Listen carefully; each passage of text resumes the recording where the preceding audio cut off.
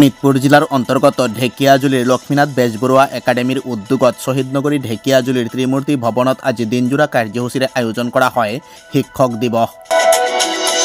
শ্বহীদনগৰী ঢেকিয়াজুলিৰ ত্ৰিমূৰ্তি ভৱনত আয়োজন কৰা শিক্ষক দিৱসৰ অনুষ্ঠানত আজি দিনৰ অনুমানিক 11 বজাত উপস্থিত হয় ঢেকিয়াজুলি সমজিলাৰ আয়ুক্ত দুতিভা বৰা।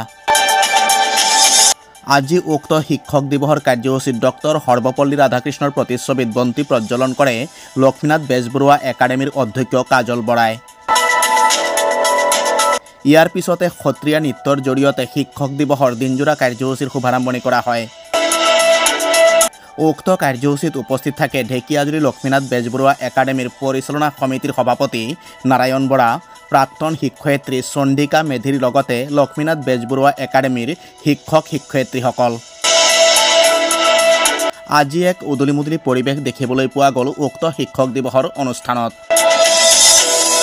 যদিও মই সমজিলা আয়ুক্ত হিচাপে ঢেকিয়াজুলিত আছোঁ, কিন্তু তেখেতলোকে আজি মোক প্ৰাক্তন শিক্ষয়িত্ৰী মই একচুৱেলি আগতে নগাঁও শিক্ষণ মহাবিদ্যালয়ত প্ৰাক্তন অধ্যাপিকা হিচাপে আছিলোঁ, তো